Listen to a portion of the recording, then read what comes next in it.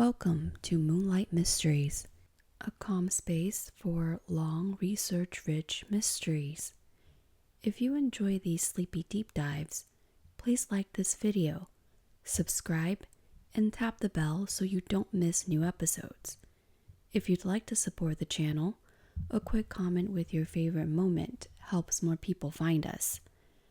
Now settle in, dim the lights, and let's begin. The Max Headroom broadcast Intrusion. A night in Chicago, 1987. It was a quiet Sunday evening in Chicago, November 22nd, 1987, and most television viewers were winding down their weekends. On WGN TV, Channel 9, the popular 9 o'clock news was airing its sport segment. Longtime sportscaster Dan Rowan was cheerfully recapping the Chicago Bears' victory over the Detroit Lions, highlights rolling across the screen. Everything was perfectly routine, until suddenly it wasn't. Without warning, home screens through the Chicago area flickered into darkness. For about 15 seconds, WGN's signal vanished into a black void. Then, the image returned, but it was not Dan Rowan or the Bears game. Instead, viewers saw something baffling and eerie. A person appearing to wear a rubbery mask, styled as the artificial TV character Max Headroom, had taken over the airwaves. The mysterious figure on screen bobbed and weaved in front of what looked like a corrugated metal panel that was swiveling back and forth. The panel's striped pattern resembled Max Headroom's signature computer-generated background, but this scene was clearly happening in real life, not in a TV show's effects lab. The masked intruder's face, with slicked back blonde hair, sunglasses, and a frozen grin, looked just like Max Headroom, yet grotesquely distorted by the rubber mask. To observers, the intruder looked like a surreal cross between a cartoon villain and a glitching digital ghost. No sound accompanied the video, only a harsh, static buzz filled the air. For about 25 to 30 seconds, this bizarre scene played out, the figure swaying maniacally in silence. Then, just as abruptly as it began, the transmission cut out. Engineers at WGN had managed to thwart the signal hijack by switching the studio's uplink frequency to the transmitter, regaining control of the airwaves. Back in the WGN studio control room, technicians and staff were stunned. When the regular broadcast snapped back, Dan Rowan reappeared before viewers, visibly perplexed by what had just transpired. He managed a nervous chuckle and quipped, "Well, if you're wondering what's happened, so am I," trying to lighten the mood. Rowan jested that perhaps the computer running the news took off and went wild, a tongue-in-cheek attempt to rationalize the interruption. In homes across Chicago, viewers were asking themselves the same question as Rowan. What on earth just happened? Little did they know, this was only the beginning of that night's strangeness. In a few hours, the mysterious hacker would return for an even more brazen encore, cementing the night of November 22nd, 1987, as one of the strangest moments in television history.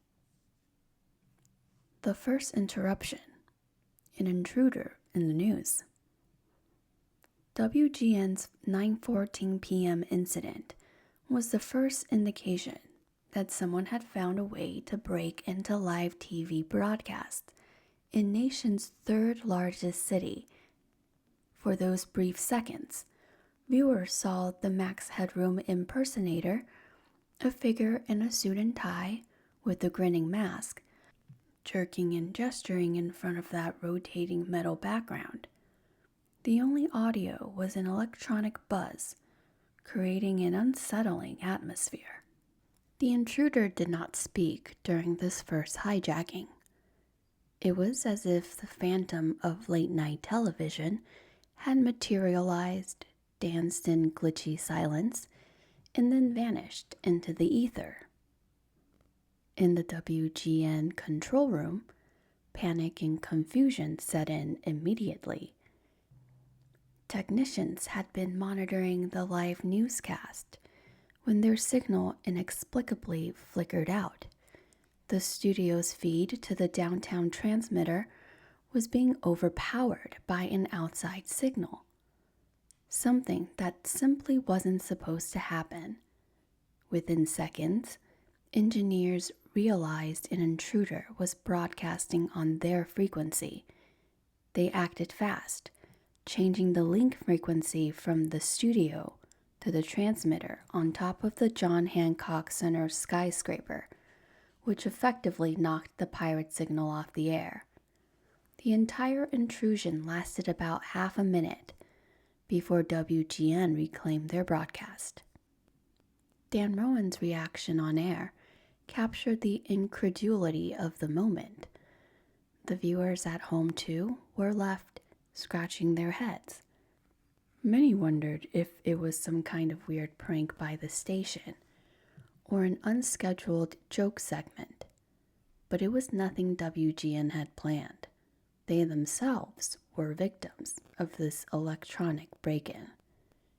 Within the station, as soon as the broadcast was restored, WGN staff frantically searched the premises for the culprit, suspecting perhaps an inside job, an employee or intruder physically present in the building. Yet, a quick sweep of studios and equipment rooms found no sign of an intruder on site. Whoever had hijacked the signal hadn't needed to step into the station at all. As bewildered as everyone was, there was a sense of relief that the incident had been brief and relatively tame. No explicit or offensive content had been broadcast, just a spooky masked figure bouncing in silence. It was almost comical in a bizarre way, like a performance art piece interrupting the nightly news. Still, engineers and executives at WGN knew this was a serious breach of their broadcast. They contacted authorities that very night, reporting that their transmitter link had been pirated by an unknown source. Soon, word spread among Chicago media circles that something unprecedented had taken place. A television signal hijacking. But the night was far from over. The second interruption. Doctor Who meets Max Headroom. A couple of hours later, just past 11:15 p.m., the people of Chicago watching television experienced déjà vu. But this time, the rogue broadcast would be far more disturbing. On Channel 11 WTTW, the local public TV PBS station, many late-night viewers were tuned into a rerun of Doctor Who. Specifically, the station was airing the first episode of the serial Horror of Fang Rock, a British sci-fi tale of a lighthouse besieged by an alien menace. Many Doctor Who fans in Chicago made a habit of recording the show on their VCRs, given its cult following. In the midst of this atmospheric 1970s science fiction episode, the screen suddenly crackled and fizzed with static.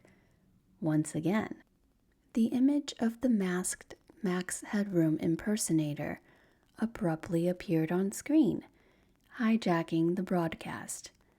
This time, viewers at home were treated to both video and audio.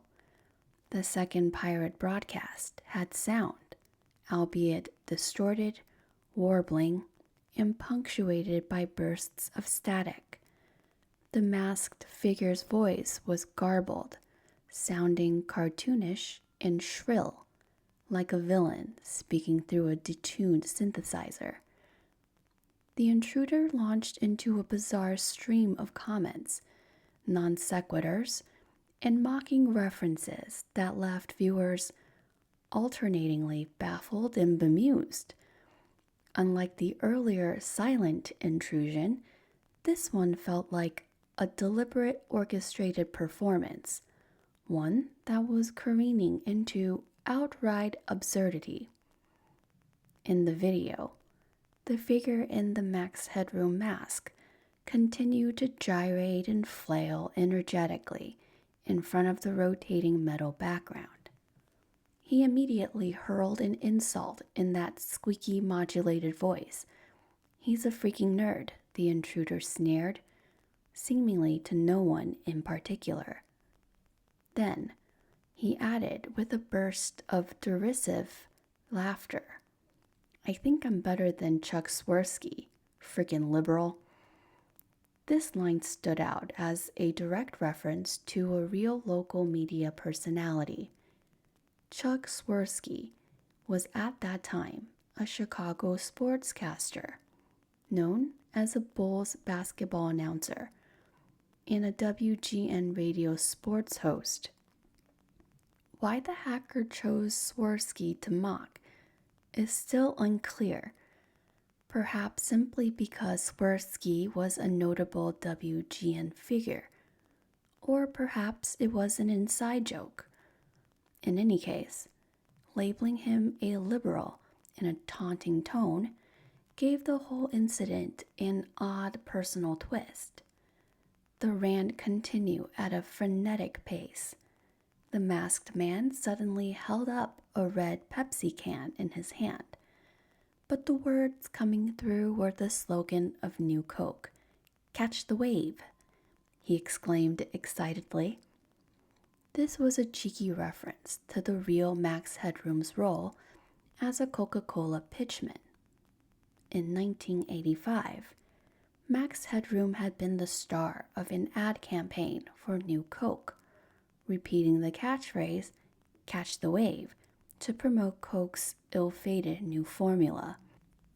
By brandishing a Pepsi while quoting Coke's slogan, the intruders seemed to be mocking the commercialization of the Max Headroom character, or perhaps just reveling in absurd contrast.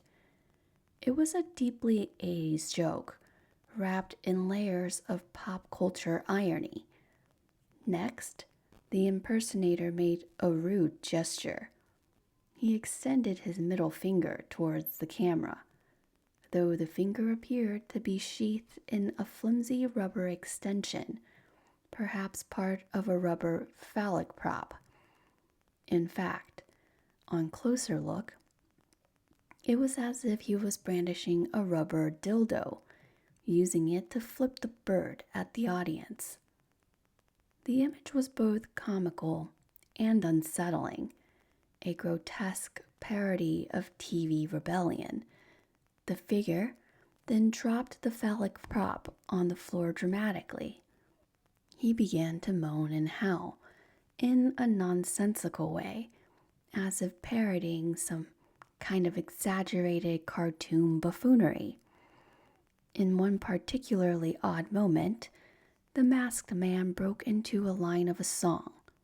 "Your love is fading," he sang in a warbling voice. This line is a lyric from the 1966 song "I Know I'm Losing You" by The Temptations. "Your love is fading, I can feel it fading," goes the song. The intruder only sang a snippet, but it added to the surreal collage of references. He also began to hum a few bars of the theme music from Clutch Cargo, a cheap, goofy 1959 animated TV series remembered for its odd use of superimposed live-action lips on cartoon drawings. Perhaps the hacker was invoking Clutch Cargo for its catchy, nostalgic value, or simply to add another layer of absurdity. To Clutch Cargo fans, the hum was recognizable, and the intruder even muttered, "I still see the X," a line alluding to the show's final episode. Some observer later misheard this as "I stole CBS," but it was likely just the Clutch Cargo reference, as the last episode of that cartoon had a character saying, "I still see the X." The disjointed rant then circled back to WGN. In a mocking, gleeful tone, the masked intruder proudly proclaimed, "I just made a giant masterpiece for all the greatest world newspaper nerds." This line, cryptic to outsiders, was immediately understood by Chicago locals as a jab at WGN. The call letters WGN famously stand for World's Greatest Newspaper, the slogan of the station's owner, the Chicago Tribune. By calling WGN's people greatest world's newspaper nerds, the pirate broadcaster was thumbing his nose at the Chicago media establishment, implying he had created a masterpiece prank at their expense. It was as if he considered his hijacking of their station a work of art or grand practical joke. Amid the rapid-fire references, the masked man picked up a single leather glove, the kind of accessory one might associate with Michael Jackson's famous stage costume, and held it up to the camera. "My brother is wearing the other one," he announced, and then in a conspiratorial tone added, "But it's dirty." He complained about the glove having something like blood stain on it. The mention of a brother lent credence to the possibility that at least two people were involved in this stunt. Indeed, a second figure would soon make an appearance.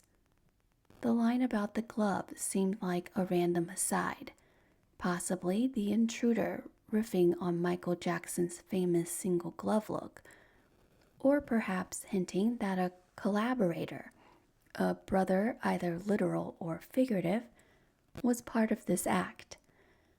At this point, the surreal broadcast took its most lurid turn. The video suddenly jumped cut to a new camera angle. The Max Headroom mask was now off the main perpetrator's face and being held up close to the lens, its empty eyes staring at the audience. Meanwhile, the camera shot revealed the man's torso from the side, and he had partially lowered his pants, exposing his buttocks on live television. Off to the side, just at the edge of the frame, another figure appeared. A woman dressed in a makeshift French maid outfit, her face partly obscured. Some accounts say she also wore a mask. In her hand, she held a fly swatter. The masked man, now off-screen except for his bare backside and arm, cried out in a wailing, mock-frightened voice. Now, this is a sleepy time story, so I will be bleeping out some of the curse words. "Oh no, they're coming to get me. Come get me. B-word." In response, the female accomplice began to spank his bare buttocks with the fly swatter, punctuating the strikes with a scolding tone. "Bend over, B-word." The man yelped and shrieked dramatically as this bizarre punishment unfolded. for a few seconds. This indecent and utterly absurd tableau played out on millions of TVs. A man in a Max Headroom mask being swatted on the rear by a costumed companion. The entire sequence felt like a fever dream of chaotic energy, inside jokes, and low-budget theatrics. And then, just like that, the signal abruptly went dark, and normal programming resumed. On Doctor Who, the sudden return was almost as jarring as the intrusion itself. Viewers who had been watching a Victorian-era science fiction scene were yanked into 80 seconds of television madness, only to be dumped back into their Doctor Who episode mid-scene. As fate would have it, the very next line spoken on Doctor Who as the show came back was the Doctor observing, "As far as I can tell, a massive electric shock. He must have died instantly." The eerie timing of that line made some viewers' skin crawl, a pure coincidence that nevertheless felt like a fitting epilogue to the shock they had all just witnessed. This second hijack lasted about 90 seconds in total. It was later determined that no engineer was on duty at WTTW's transmitter tower, located atop the Sears Tower at that late hour, which is why the signal pirates were able to carry on for longer without being cut off. By the time WTTW staff noticed what was happening and attempted to intervene, the pranksters had already finished and cut their own transmission. The Doctor Who broadcast resumed as if nothing had happened. But nothing could be further from the truth. Something extraordinary had just played out. Telephones started ringing off the hook at both WTTW and WGN as bewildered viewers called in. Some people were amused. They couldn't believe what they'd just seen and found it darkly humorous. Others were upset or frightened, especially those who were enjoying a calm evening show, only to be confronted with what looked like lunacy on their screens. Many simply wanted to know if what they saw was a prank by the station or something else. Within minutes, local TV newsrooms and police lines were buzzing with reports of pirate broadcast. What had been a relatively obscure phenomenon, broadcast signal intrusion, was now front-page news in Chicago. Who or what was Max Headroom? To fully appreciate the strangeness of the intruder's choice of disguise and references, one must understand Max Headroom, the character. In 1987, Max Headroom was a popular pop culture figure, a kind of quirky icon of the mid-80s with a distinct satirical flair. Billed as the world's first computer-generated TV host, Max Headroom had debuted in 1985 and quickly become a cult favorite. In reality, the character was not truly computer-generated. Actor Matt Frewer portrayed Max in heavy prosthetic makeup with a slick, molded suit in a digital stuttering editing style that made him seem like a CGI creation. Max Headroom had a shiny, artificial look, plastic hair, sunglasses, and an ego as big as any real talk show host. The character originated in a British cyberpunk TV movie called Max Headroom, 20 Minutes into the Future.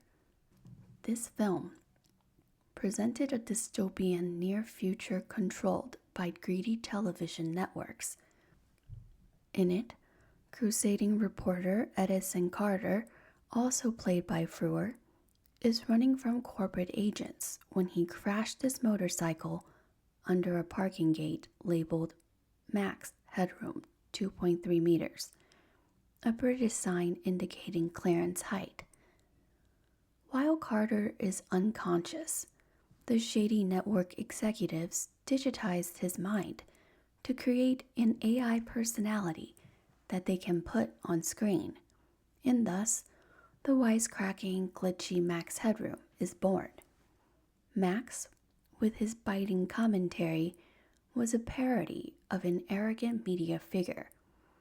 The name Max Headroom itself was a joke from the parking garage sign, but it also evoked the idea of maximum headroom, the ultimate talking head on TV.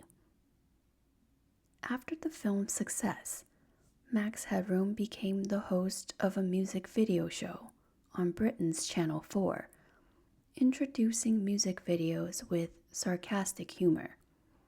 The character's popularity spread internationally. Max got his own U.S. primetime drama series, simply titled Max Headroom, which premiered in March 1987 on ABC in the United States. The series imagined adventures of Edison Carter and Max in a high-tech, media-saturated future, and continued the original film's satirical tone. Interestingly, one plot in the Max Headroom series involved zipping a TV signal, a form of illicit broadcast hijack, as a capital offense in that dystopian world.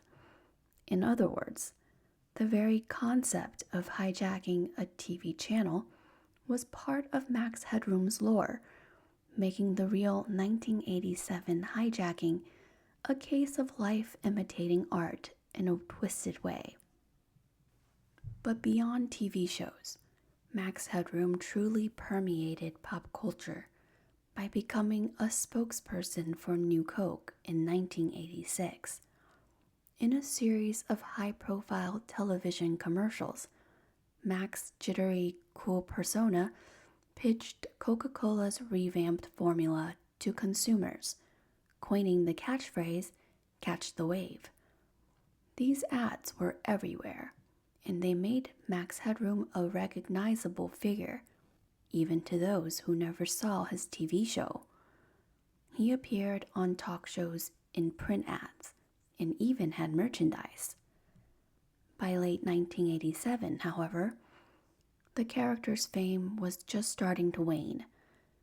The ABC series had been canceled that fall after 2 short seasons. It struggled in ratings against shows like Miami Vice. Still, Max Headroom remained an indelible symbol of the era's blend of cutting-edge tech and pop cynicism.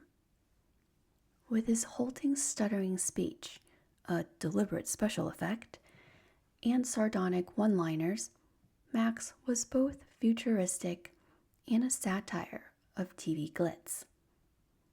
For the intruders to don a Max Headroom mask was a canny choice.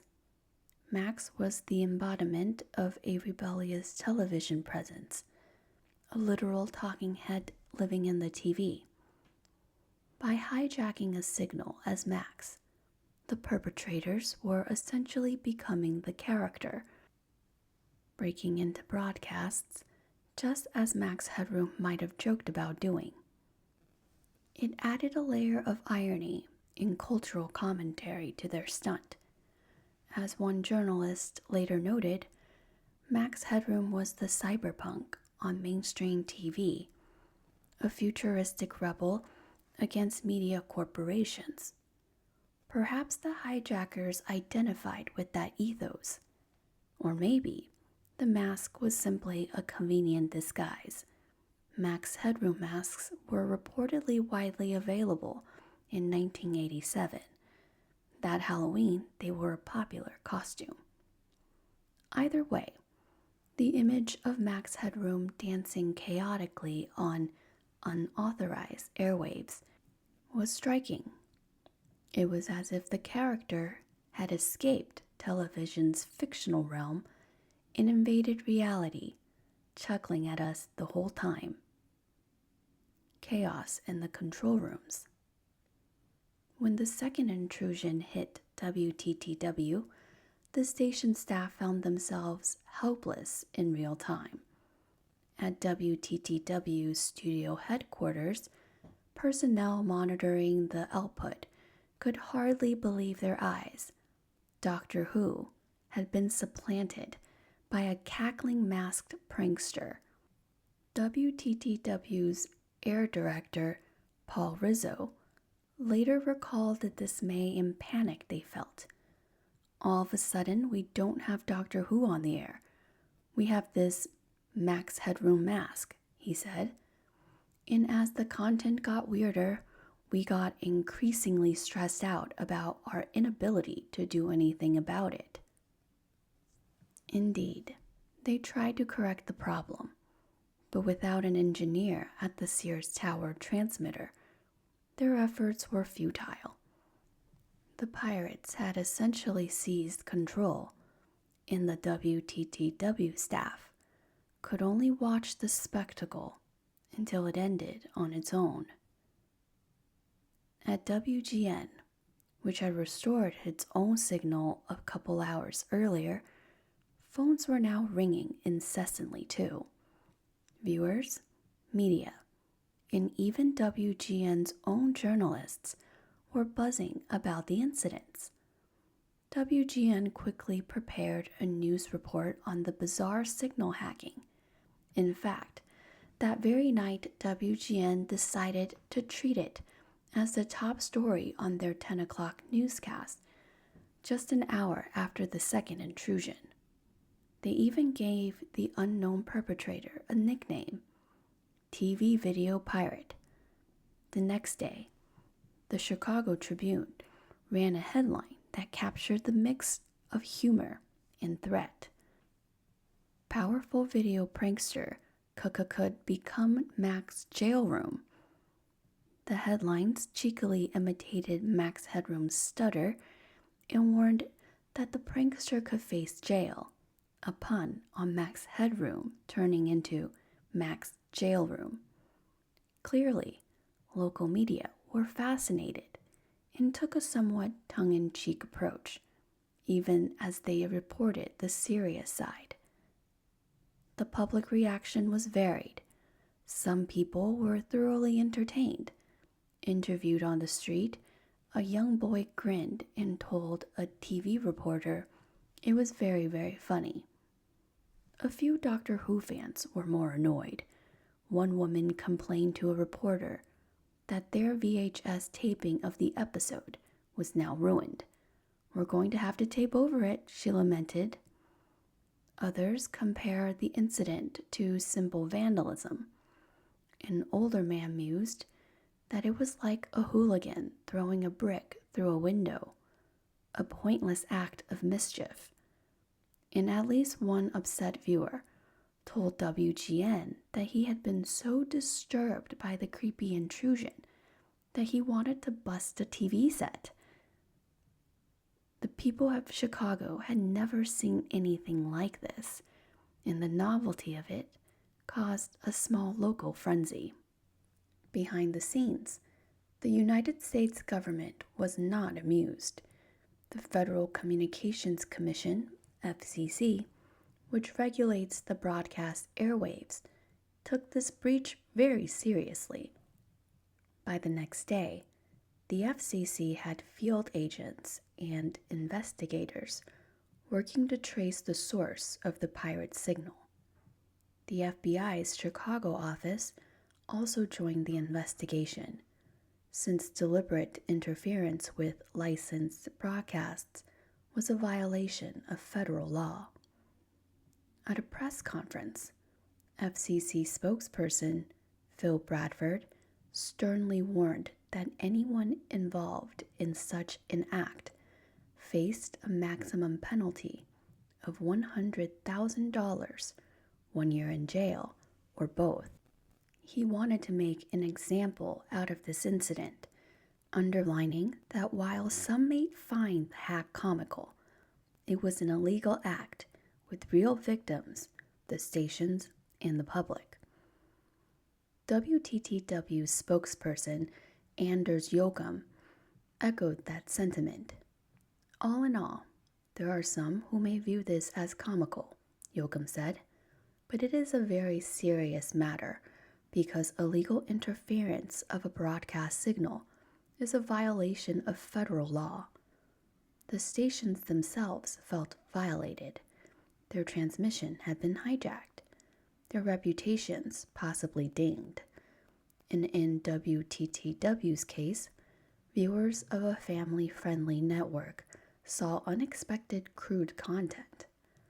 This was indeed no laughing matter for the broadcasters or regulators, even if many viewers only saw the humor. In the days immediately following, the story made national news.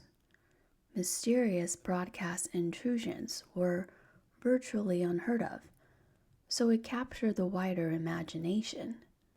Late-night comedians cracked jokes about Chicago's mystery pirate. Tech magazines and newspapers scrambled to explain to readers how such a thing could have happened. Meanwhile, investigators fanned out to hunt for leads. One Chicago TV station, WMAQ-TV, Channel 5, even poked fun at the situation within a couple of days. Sportscaster Mark Giogreco orchestrated a prank during a newscast where he pretended their signal was being hijacked, inserting a few frames of the actual Max Headroom pirate video into his segment. The main news anchor deadpanned, "Did you see the FCC said they're going to go right to the source and put this guy out of business?" and joked about the FCC's mixed track record at enforcement. The station's in-house prank fooled some viewers momentarily and generated calls demonstrating that the incident had already become a kind of urban legend within the week.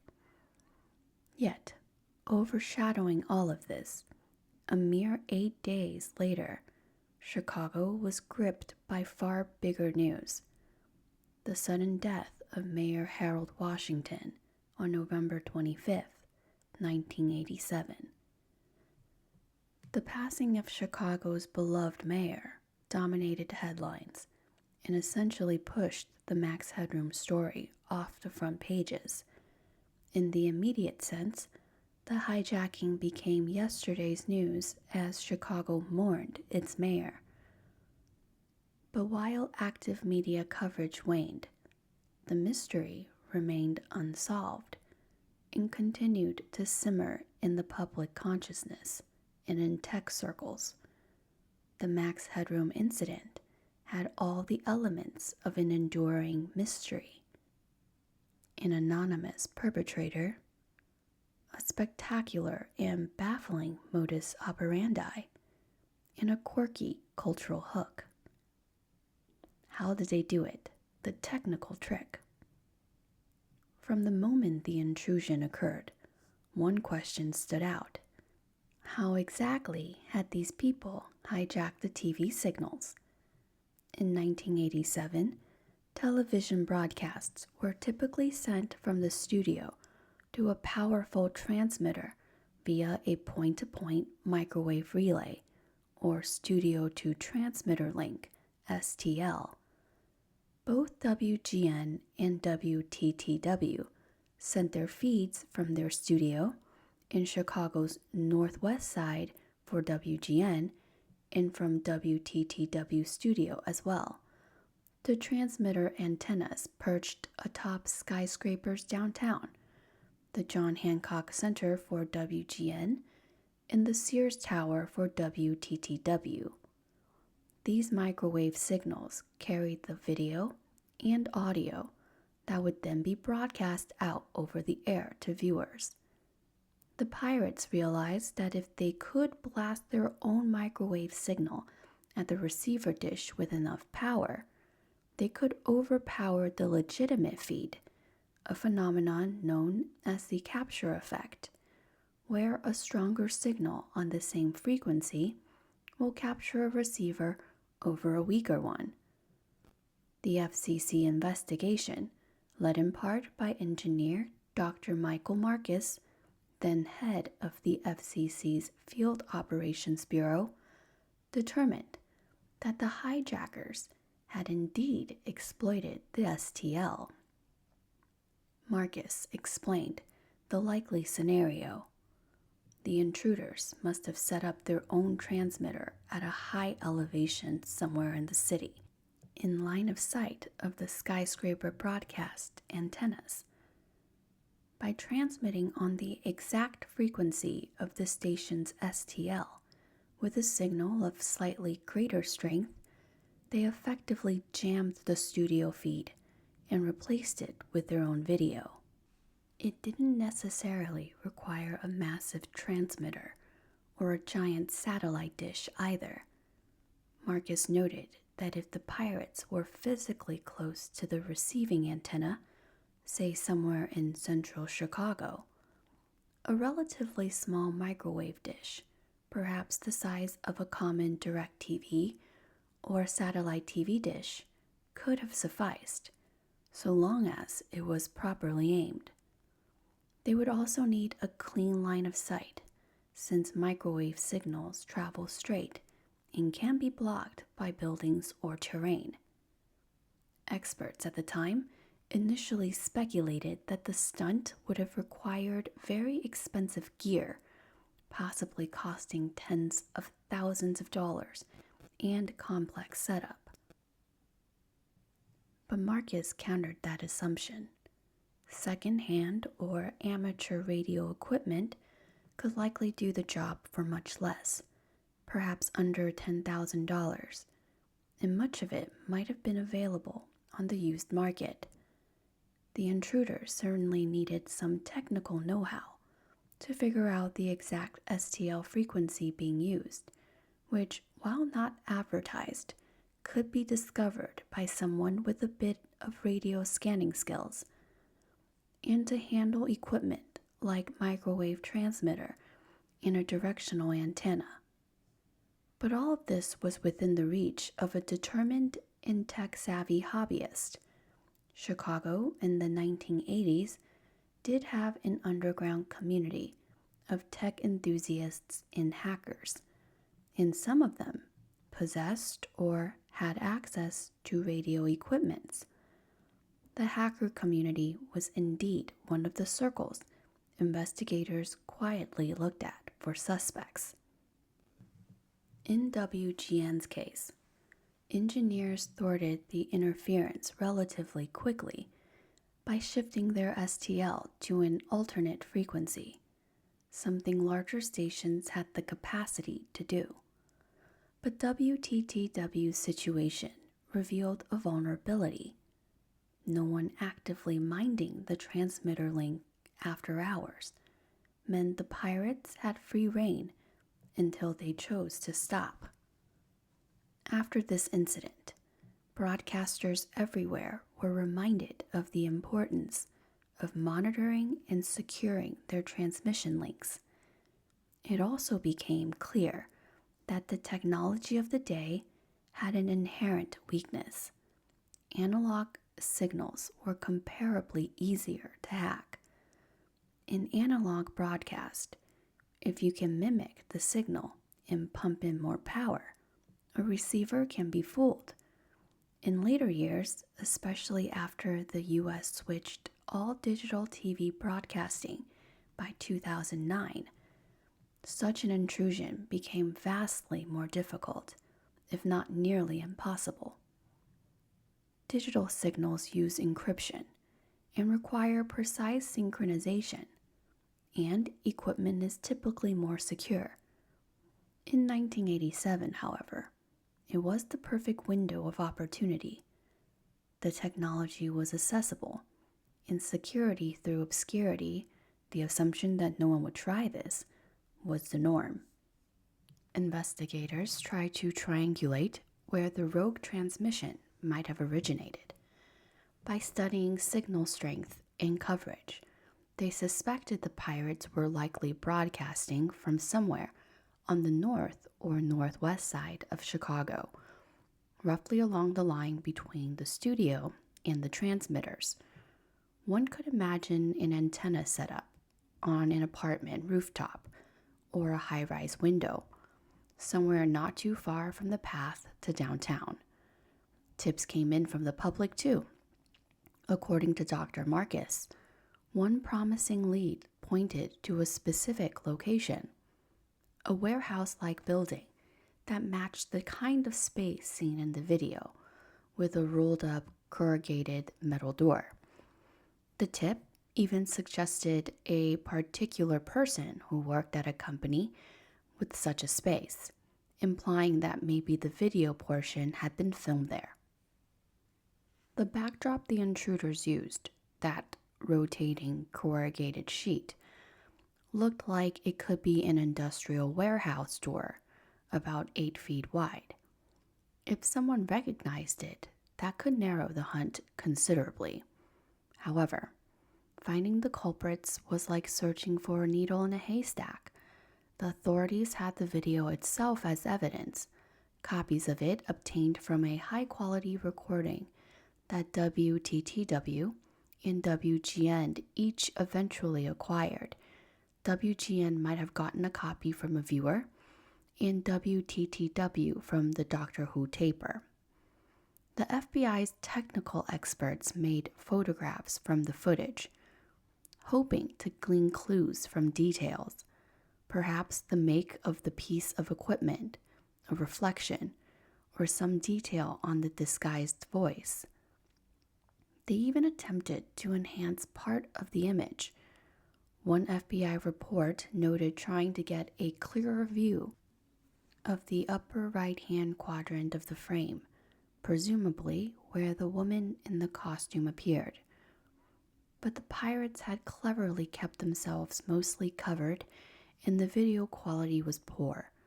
The audio was so distorted, it was hard to make out more than what was obvious. As for the tip about the warehouse and a suspect, it was tantalizing, but ultimately not acted on decisively. Investigators lacked probable cause to simply storm into a facility based on an anonymous tip or a hunch. One FCC field agent in Chicago was reportedly uneasy about the unconventional nature of this investigation. This wasn't a typical case of illegal radio operators or technical infractions he was used to, and he hesitated to knock on doors and play detective on the ground. That reluctance, combined with limited resources, caused the initial momentum to slow. After all, chasing a TV signal hacker was uncharted territory. As Dr. Marcus later reflected, it was hard to justify pouring massive resources into it when, in the end, nobody dies and there's no damage. Unlike interference, say, with emergency communications or air traffic control, this prank, while illegal, hadn't put lives in danger or caused tangible property loss. It was an embarrassment and a breach, to be sure, but one could see why, after the initial flurry, the sense of urgency might have faded. Within a few weeks, the FCC and FBI investigation hit a dead end, at least publicly. They had not identified the perpetrators. As 1987 turned to 1988, the Max Headroom incident joined the catalog of unsolved mysteries. In an official sense, the case will remain open but inactive. No arrests were made, and no one stepped forward to claim responsibility. It's worth noting that the intruders, if caught, would have faced charges for broadcast signal interference. The prior year, 1986, after the notorious Captain Midnight case, which we'll later discuss, Congress had even strengthened laws against satellite jamming. However, in this case, since they were attacking terrestrial TV signals, not a satellite feed, they likely violated older statutes like transmitting without a license and interfering with a licensed broadcast. As Bradford of the FCC noted, the maximum punishment on the books then was a $100,000 fine and up to a year in prison. In reality, even if caught, they might have faced something similar to Captain Midnight's fate, a fine and probation, unless the feds wanted to make a harsher example under the newer law. But intriguingly, by 1992, the 5-year statute of limitation on such offenses expired. That means after 1992, the culprits, if they were somehow identified, could no longer be prosecuted. Despite that, no one has come forward to confess or brag, which strongly suggests that whoever did it either prefers to remain anonymous or possibly fears other repercussions, or conceivably that they moved on and perhaps even forgot, unlikely as that seems. Suspects, rumors, and catcher of the wave. From the moment the incident happened, people speculated about who the mysterious Max impersonator might be.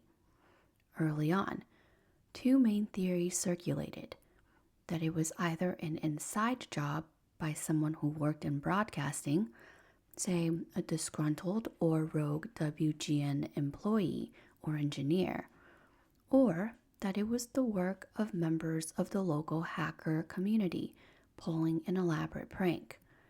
The inside job theory had some appeal initially. After all, who else would have the savvy to know transmitter frequencies and have access to gears? WGN's initial reaction, scouring their building for an intruder, showed they'd seriously considered that one of their own, or someone physically on their property, might be responsible. However, once it was clear the signal had been hijacked remotely, attention turned outward. Chicago did have a vibrant community of tech enthusiasts, radio amateurs, and early computer hackers in the 1980s. Bulletin board system, BBS forums, in the area lit up with chatter about the Max Headroom hack in the days after. Users on boards with names like Ripco, Tomes News Service, and others swapped theories and even boasted knowledge. One user with the handle The Chameleon posted on November 24, 1987, hinting at an inside knowledge. He claimed that overriding superstation signals wasn't hard and said somewhat provocatively, "We'll strike again, I can guarantee it."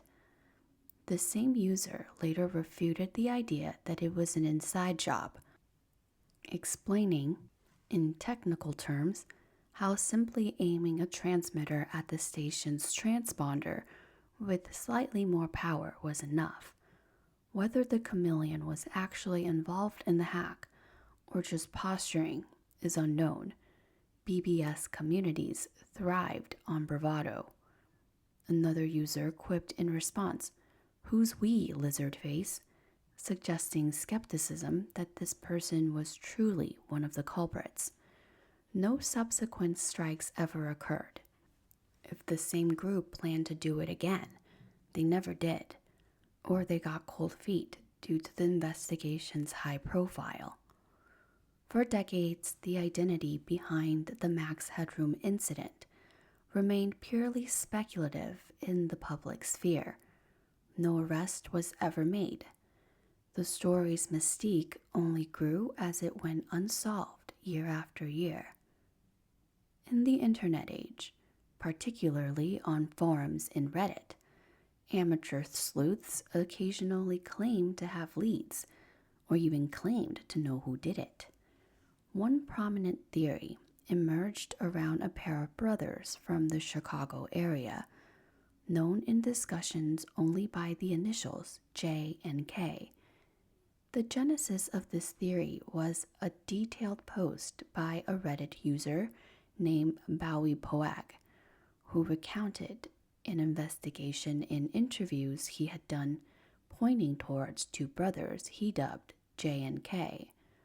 Poag suggested these individuals had both the technical skills and the personality to pull off the stunt. In his telling, the "my brothers got the other glove" line during the broadcast was practically a self-referential clue, two brothers pulling a prank together. This Reddit theory gained a lot of traction and breathed new life into the mystery, inspiring others to dig around and try to confirm or refute it. Remarkably, Bowie Boag later updated his claims, saying that due to new evidence he'd uncovered, which he wouldn't disclose, he no longer believed J and K were the culprits. He quietly backed off the theory, and despite interests from journalists and podcast producers, he declined to discuss it further publicly. This only fueled more curiosity. What had he found that changed his mind? Who else could it be? Bowie Poag wasn't alone in amateur sleuthing.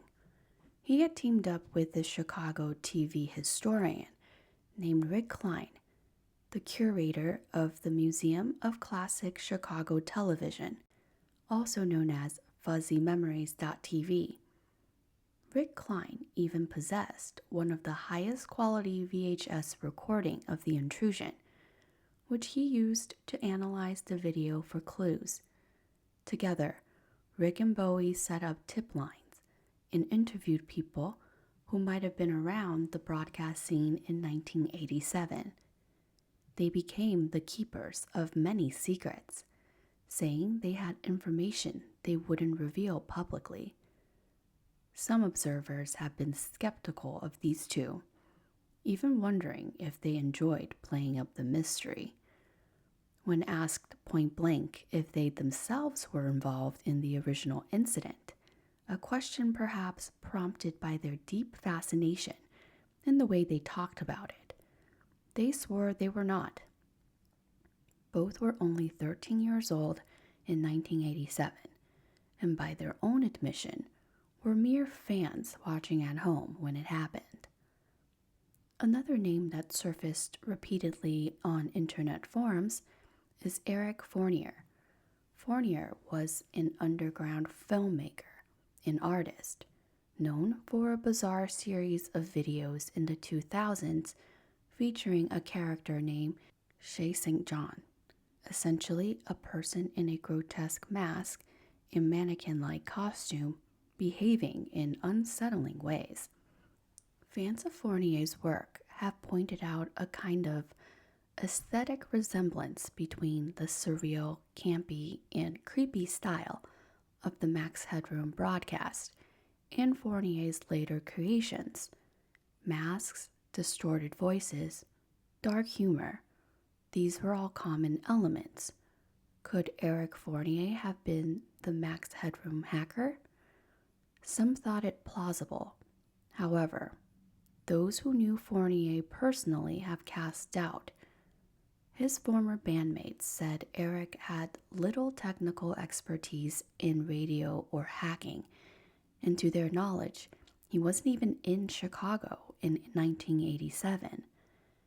Eric Fournier sadly passed away in 2010, taking any secrets with him.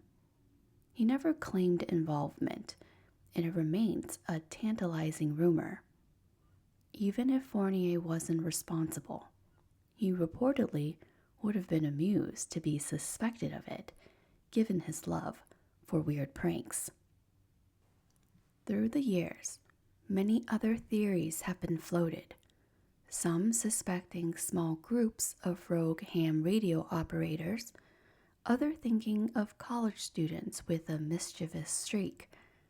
Yet, no concrete evidence has ever emerged to conclusively identify the culprits.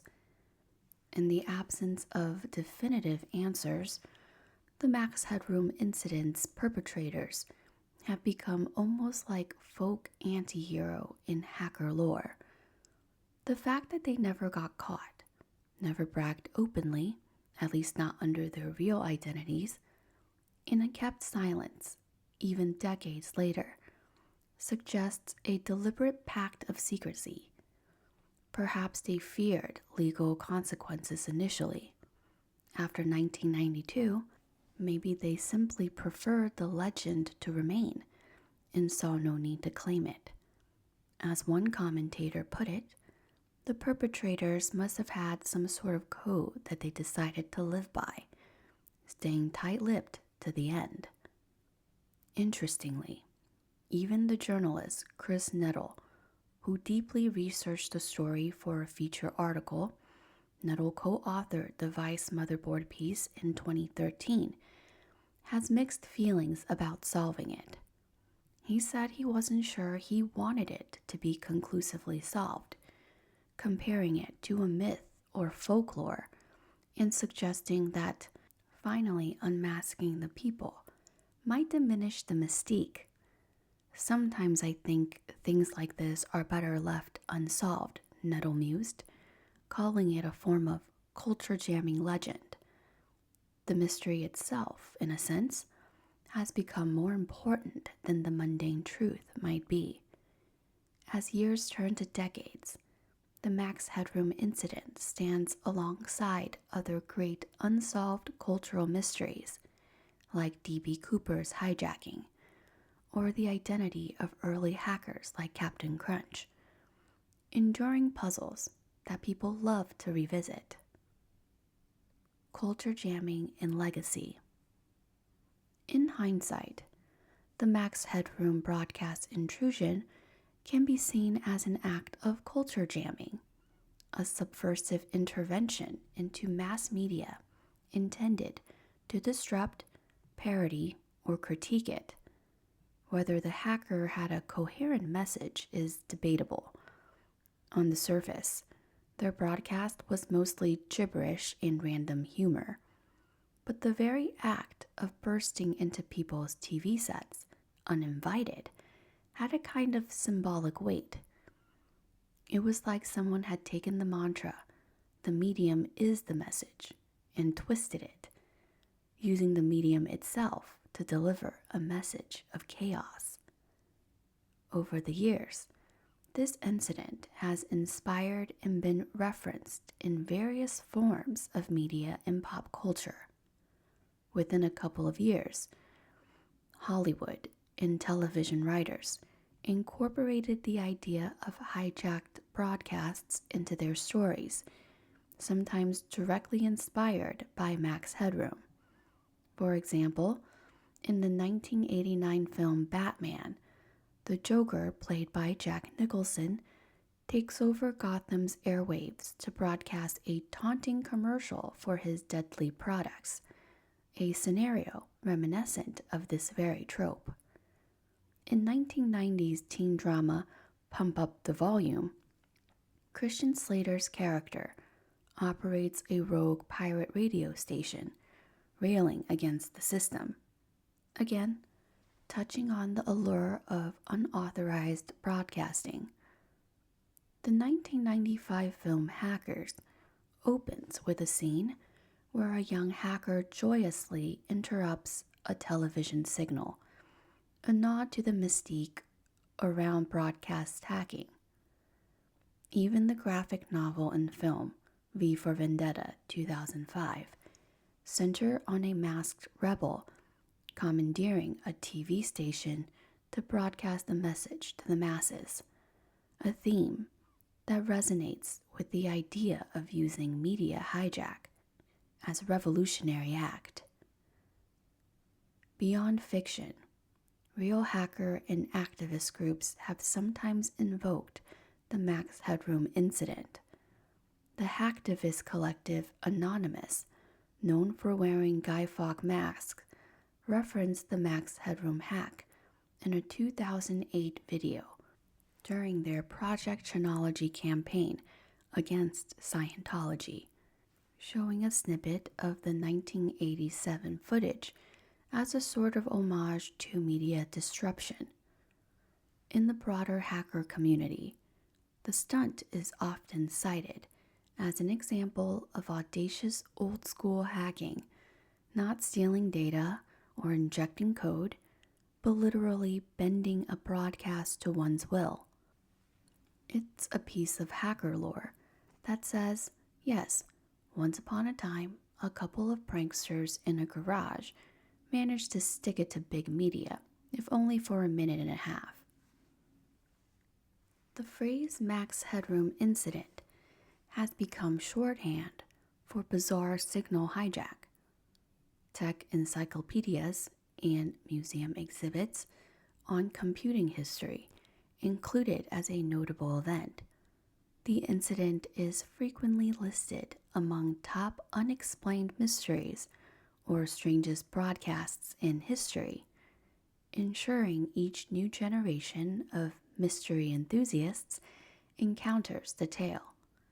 It has also been influential enough that many people feel a nostalgic chill when they see the real Max Headroom character, forever linking him to that creepy night in 1987, when his likeness was co-opted for an anarchic stunt. From a media analysis perspective, some find poetic meaning in what the Max Headroom hackers did. Recall that by 1987, the character Max Headroom had transformed from his subversive cyberpunk origins into a corporate mascot. He was a sellout, so to speak, a critique of TV who had become part of TV's advertising machine. The Signal Pirates arguably reclaimed Max Headroom's rebellious spirit.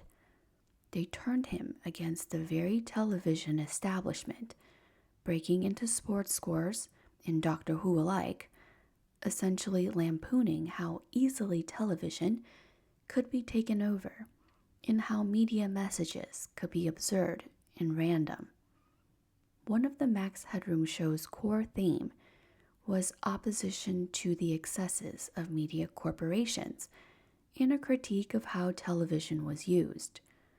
In a weird, full-circle way, the broadcast Intrusion could be seen as a real-life continuation of that critique, the medium of TV being hijacked to show the cracks in the system. However, one should be careful not to assign too much ideological intent to the prank. It's entirely possible the perpetrator were less political revolutionaries and more akin to mischievous geeks who did it because they could. The content of the video, with its scatological humor and inside jokes, suggests the primary aim was to amuse themselves and confuse the audience, rather than deliver a manifesto. Indeed, one of the hackers' only coherent spoken sentences was boasting about their giant masterpiece made for the nerds at WGN. This hints their motivation might have been partly to get back or poke fun at the TV industry, maybe WGN specifically. It's as if they were saying, look, we can invade your precious broadcast and make a mockery of it. Culture jamming often doesn't have a straightforward message. Instead, it disrupts the status quo and leaves people to make of it what they will. Within the niche community of fans of oddity and unsolved mysteries, the Max Headroom incident retains a kind of cult status. Screenings of the surviving footage still have an unsettling effect. It's grainy lo-fi and undeniably creepy to watch this distorted Max Headroom figure capering and speaking gibberish. It has the vibe of some lost VHS nightmare or an analog horror story. which modern internet subcultures find fascinating. The fact that the people behind it have never been caught or identified only amplifies the intrigue. It's one of those cases where the myth can grow in the absence of facts, and it has indeed grown, inspiring fan art, tribute videos, and countless discussions. There's even a short creepypasta lore around it, though the real story is strange enough without fictional embellishment. For broadcasters and regulators, the legacy was more concrete. The late 80s saw a tightening of technical security around broadcast links. The FCC was embarrassed that someone had successfully made them look powerless, even if briefly. The incident, along with the prior HBO and Playboy hacks, led to better monitoring and also demonstrated the need for updating laws, which they did by making satellite hijacking a felony. It also anticipated issues we later face in the digital internet era: unauthorized access to feeds and channels, albeit now it's more about hacking network streams than overpowering microwave links. Broadcast intrusions through the decades.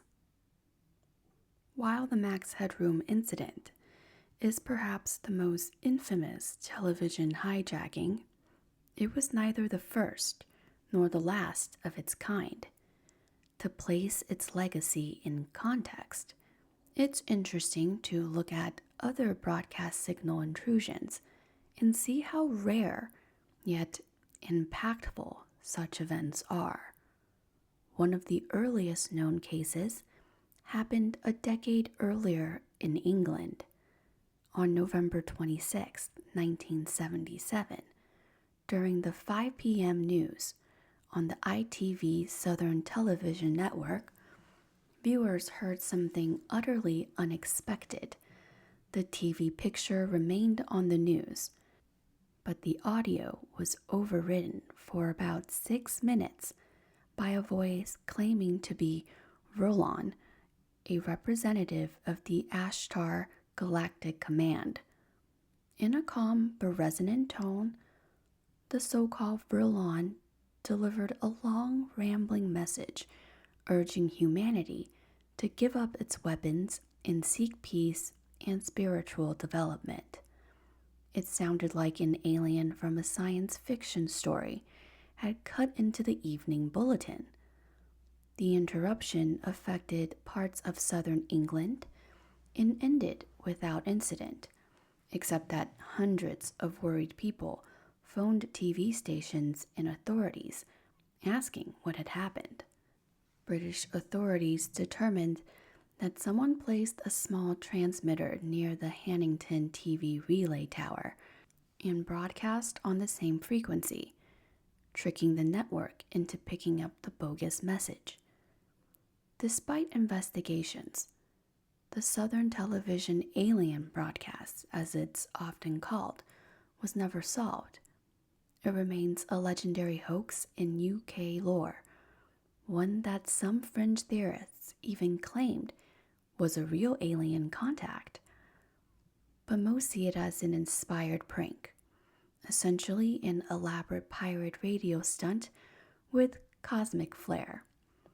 The Vrillon incident, in retrospect, was an early demonstration that broadcast signals could be commandeered by outsiders with enough cunning. Fast forward to the mid-1980s in America. The first high-profile U.S. signal intrusion occurred on April 27, 1986.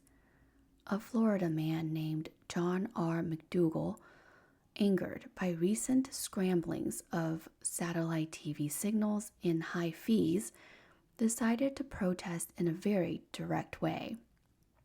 McDougal, who worked at a satellite uplink station, took advantage of his access to large satellite dish. In the early morning hours, during a showing of the film The Falcon and the Snowman on HBO, He pointed his dish at the same satellite HBO used, Galaxy 1, and transmitted a color bar test pattern with a message overlay. Viewers saw their movie replaced by text in all caps, "Good evening HBO from Captain Midnight. $12.95 per month? No way. Showtime Movie Channel beware." The stunt lasted about 4.5 minutes before HBO regained control. It was a brazen act, essentially a user of satellite TV, striking back at the network for scrambling signals that backyard dish owners used to receive for free. The media dubbed the perpetrator Captain Midnight after the alias he used in the message. The federal authorities took that incident extremely seriously. They feared that if a movie channel could be hijacked, so could more sensitive satellite communications. It could even have implications for national security. Imagine someone jamming military satellite signals or communication with spy satellites. The FCC was flooded with hundreds of calls from people claiming to be Captain Midnight, a flurry of false confessions from hackers eager for glory. But investigations honed in on specific clues: the unusual equipment used to generate the on-screen text, and knowledge that only certain uplink facilities had the power to overpower HBO signals. Within a few days, they tracked down McDougal, who indeed was an operations engineer at an uplink station in Ocala, Florida. John Captain Midnight McDougal cooperated fully once caught. In the end, because laws against such acts were not very strict yet, he got off with a relatively light punishment: a $5,000 fine, 1 year of probation, and a temporary suspension of his amateur radio license. That outcome actually spurred lawmakers. By the next year, Congress had passed a new law, 18 U.S.C. 1367, making satellite signal jamming a felony, indicating how worried they were about copycats and escalations. Indeed, copycats did follow. In September 1987, just 2 months before the Max Headroom incident, Playboy Channel viewers saw a striking intrusion.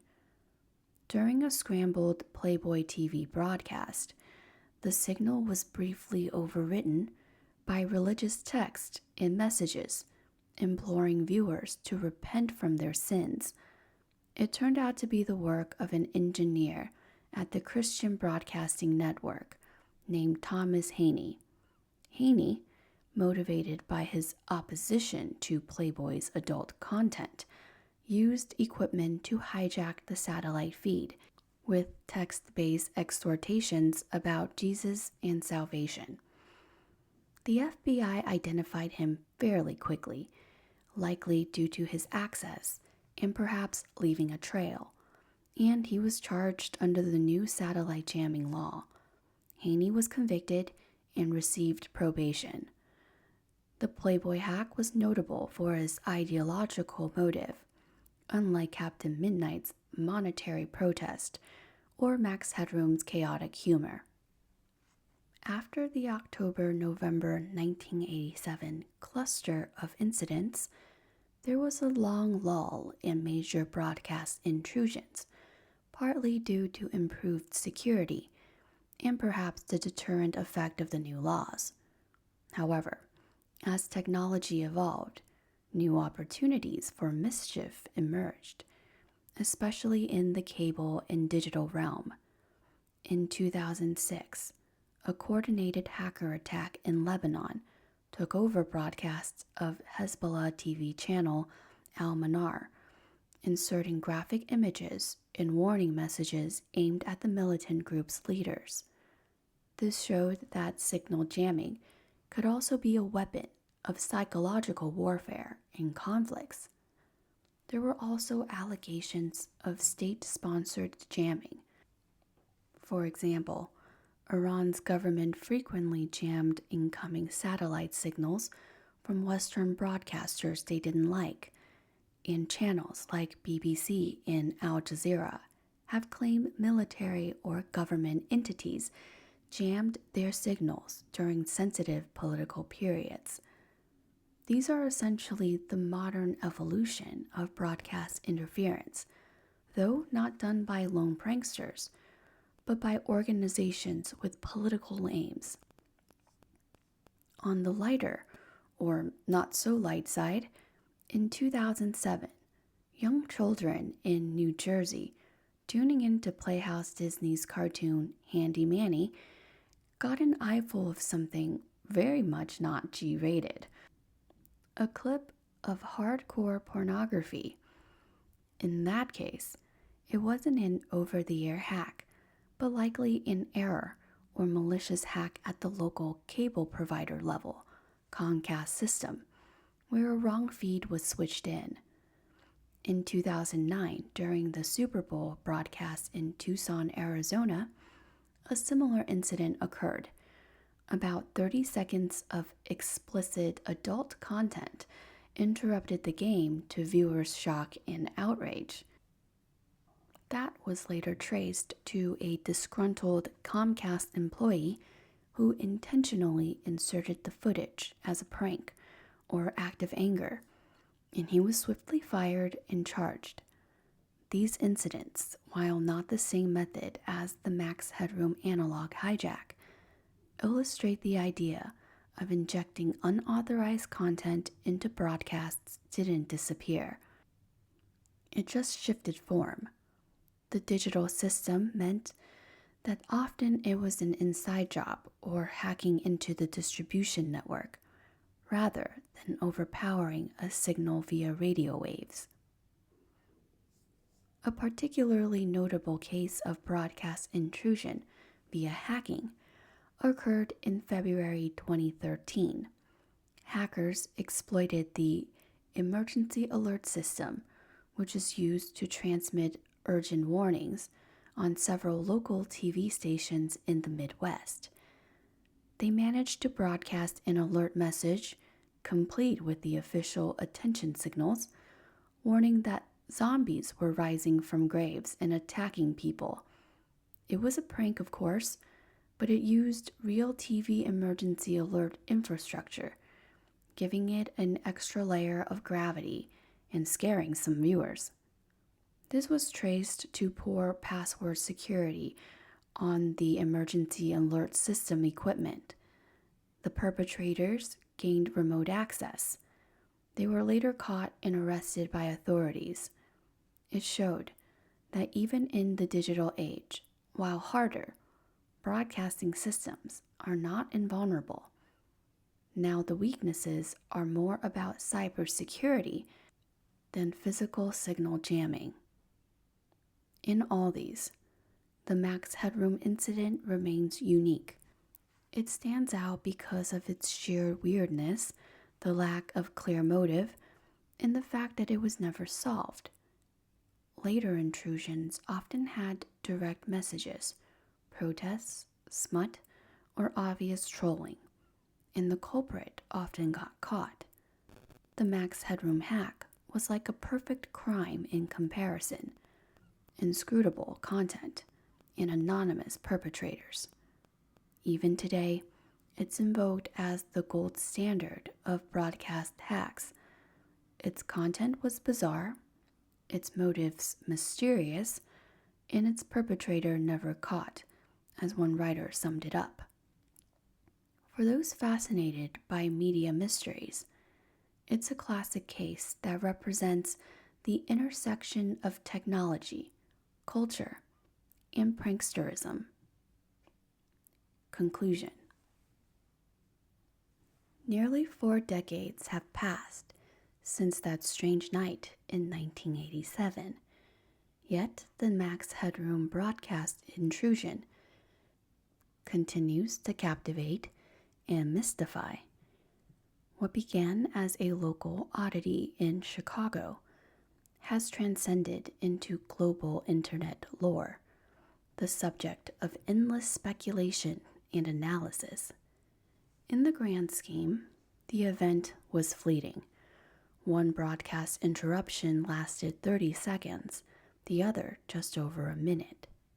But its impact has been long-lasting, echoing like an urban legend told around flickering screens.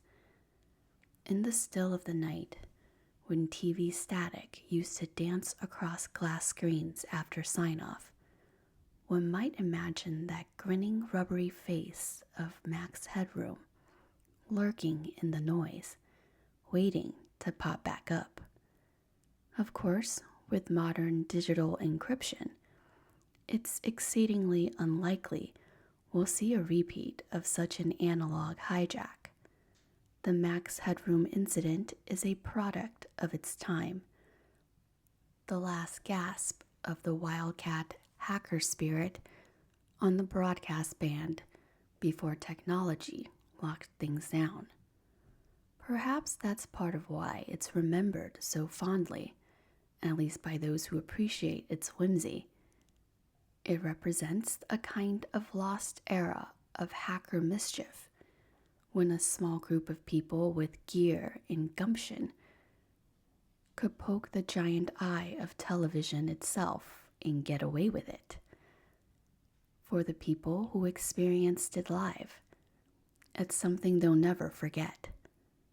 It has the quality of a dream. Did that really happen?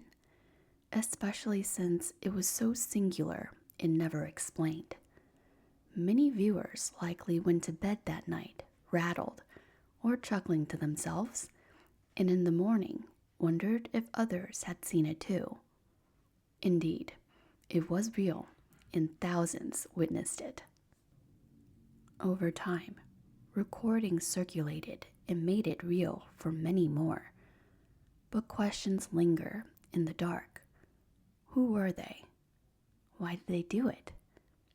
Was it, as it seems, just a prank for laughs? Or was there some hidden message lost on us? As we drift off contemplating this mystery, there's something almost poetic about its unresolved nature.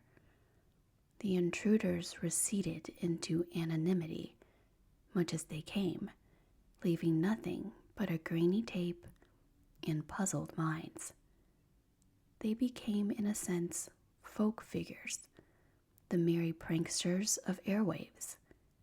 And like all good legends, the Max Headroom incident invites us to speculate and imagine.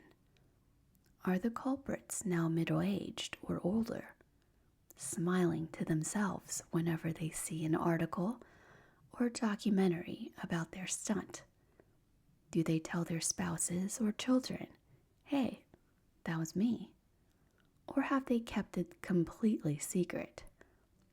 We may never know. The world has moved on. Technology transformed. Max Headroom, the character, faded from popular memory. The analog static of TV replaced by digital pixels or streaming data. Yet, if you mention the Max Headroom incident to those who know of it, you'll likely see a spark of recognition, a shake of the head, and a comment like, "Man, that was wild. Whatever happened with that?" It endures because it sits at the crossroads of creepy and comical, technological and absurd, public and clandestine. And so, in a meditative late-night reflection, we end where we began, imagining a Chicago night, 1987. TV screens flickering as a strange masked phantom briefly dances into our living rooms. It's a reminder that even the most established mass media can be playfully subverted, and that mysteries can still exist in our overexplained world. The Max Headroom broadcast Intrusion remains an enigma, a sleepy, surreal chapter in television history that continues to intrigue, unsolved but not forgotten. In the words of the digitized trickster himself, it was a giant masterpiece of mischief, one that still makes us marvel decades into the future.